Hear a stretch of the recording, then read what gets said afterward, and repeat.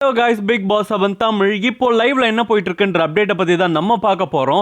பூர்ணிமா கிட்ட பகிரங்கமா மன்னிப்பு கேட்டு வெளியேறி இருக்காரு அப்படின்னு தான் சொல்லணும் விஷ்ணு. அது மட்டும் இல்லாம பிக் பாஸ் வாய்ஸை மறக்கவே மாட்டேன்னு சொல்லிட்டு ஒரு பெரிய கும்மடா போட்டுட்டு போயிட்டாரு. என்ன ஆச்சு அப்படின்றது இந்த வீடியோவில் நம்ம பார்க்கலாம்.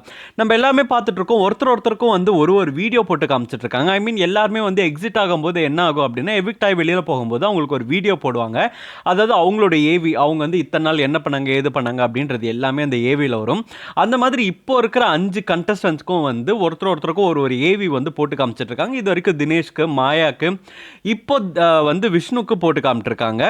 ஸோ விஷ்ணு உள்ள போயிருக்காரு. விஷ்ணு உள்ள போனோடனே எல்லாத்தையுமே பார்த்துருக்காரு. எல்லாத்தையுமே பார்த்துட்டு பிக் பாஸ் வந்து நீங்கள் வந்து ஒரு பெரிய அனலிசிஸ்டா, பிபி அனலிசிஸ்டா இருந்திருக்கீங்க, ஆக்ஷன் ஹீரோவாக இருந்திருக்கீங்க, நீங்கள் உண்மையாலுமே வேற லெவலில் வந்து பிக் பாஸில் வந்து பெர்ஃபார்ம் பண்ணியிருக்கீங்க, நீங்கள் வந்து வேற லெவல் விஷ்ணுன்னு சொல்லி வேற லெவலில் வந்து அவர் ரொம்ப ப்ரைஸ் பண்ணி, நீங்கள் ரொம்ப ரொம்ப ரொம்ப ரொம்ப நல்ல ஒரு கேமர், நீங்கள் அந்த அளவுக்கு நல்லா கேம் விளையாடுங்க பிக் பாஸ் கேமை அப்படின்ற மாதிரிலாம் சொன்னார். உடனே விஷ்ணு ரொம்பவே உடஞ்சி அழுது ரொம்ப ரொம்ப ரொம்ப நன்றி பிக் பாஸ், நான் இந்த வாய்ஸை மறக்கவே மாட்டேன், எல்லாருமே பெருமைப்படுற மாதிரியான விஷயங்கள் நான் இதுக்கப்புறம் பண்ணுவேன்னு சொல்லி காலில் விழாத குறைய வந்து கெஞ்சிட்டு சாமியை கும்பிட்ற மாதிரி கும்பிட்டுட்டு பிச்சை எடுக்காத குறைய எடுத்துட்டு விஷ்ணு வந்து ஓகே நான் இதுக்கப்புறம் நல்லா பண்ணுவேன் அப்படின்னு சொல்லிட்டு, அது மட்டும் இல்லாமல் நான் ரொம்ப பயமாக இருந்தேன், நான் ரொம்ப பயந்துருக்கேன், ரொம்ப நர்வஸாக இருக்குது அப்படின்ற மாதிரி விஷ்ணு வந்து ரொம்ப டாக்ஸிக்காக இருக்கார் இந்த விஷயத்தில். பயப்படாமல் நமக்கு என்ன வருதோ அதை ஏற்றுக்கணும் போகணுன்ற ஒரு மனப்பாங்கே அவருக்கு இல்லை அப்படின்னு தான் சொல்லணும். ரொம்ப பயந்து அவர் இருந்துட்டு இருக்காரு. பட் அதுவும் இல்லாமல் இன்னைக்கு அவர் தான் எவிக்டா வராரு அப்படின்ற மாதிரியான நியூஸஸ் எல்லாமே வெளியில் வந்துட்டு இருக்குது.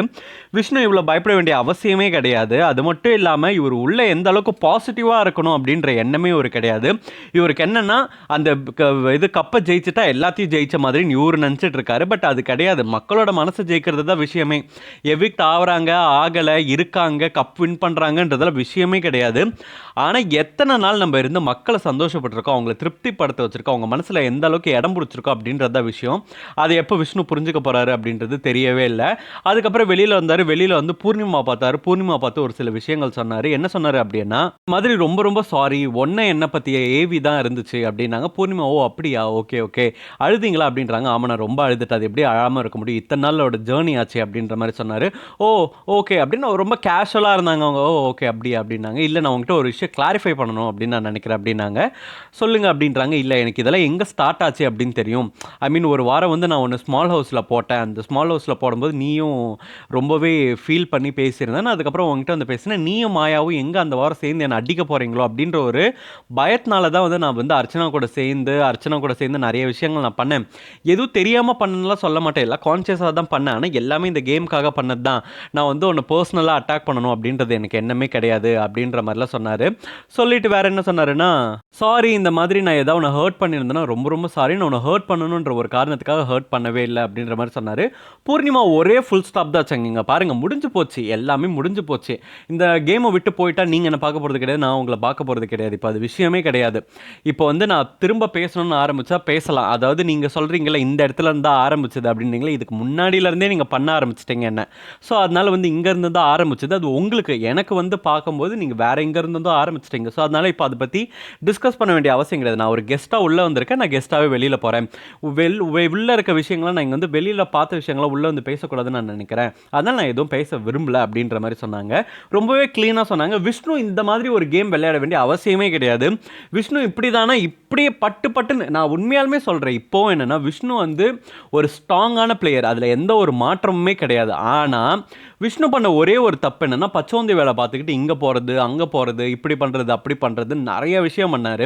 உண்மையாலுமே அந்த விஷயம் பண்ணாமல் இருந்திருந்தாருன்னா அர்ச்சனா விட இவர் ஒரு டிசர்விங்கான டைட்டில் வினராக இருந்திருப்பார் அப்படின்னு தான் சொல்லணும். ஏன்னா ரீசனே இல்லாமல் பிரதீப்பை வெளியில் அனுப்பணுன்ற ஒரே காரணத்துக்காக ரெட் கார்டை தூக்குனார். ரெட் கார்டை தூக்குனப்போ இவருக்கு எதுவுமே தெரியலையா, இவர் இந்த மாதிரி வந்து தப்பு பண்ணலை அப்படின்னு சொல்லிட்டு அவருக்கு அப்போ தெரியலையா. அதுக்கப்புறம் எத்தனையோ தடவை பூர்ணிமா பற்றி கேவலமாக பேசிட்டு திரும்ப பூர்ணிமா கூட வந்து சேர்ந்தார்.